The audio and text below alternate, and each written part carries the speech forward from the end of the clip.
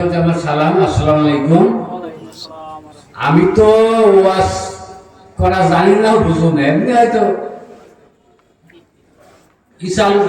Islamic সম্পর্কে হয়তো কিছু দুটো একটা কথা আমি বলবো। সেটা হলো, যেমন আমরা যেহেতু মুসলমান সবারই মারা যেতে হবে, কিন্তু আমরা যে সভা সমিতি যাই কিছু আমরা করি না কেন, এটা আমরা যদি পালন না করি, যে শুনাই কিছু আসা যায় না, শুনে আমরা হয়তো বাড়ি গেলাম কিছুই করলাম না।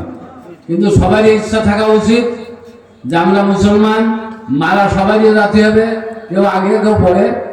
তা আমরা যাতে সবাই ধর্মের উপরে ভিত্তি স্থাপন করতে পারি বা সেটা মহব্বতের সঙ্গে পালন করতে পারি, সেইভাবেই আমরা এখন চলাফেরা করব বা আমরা সেইভাবেই আশা আকাঙ্ক্ষা নিয়ে চলব।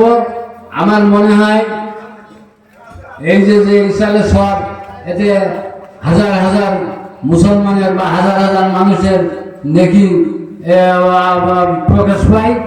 যার কারণে আমরা মুসলমানরা সবাই, আমরা যেহেতু মুসলমান, আমরা ধর্মের উপরে বিশ্বাস করি, আমরা ধর্মের উপরে বিশ্বাস করে আমরা এই সভা সমিতিগুলো করি।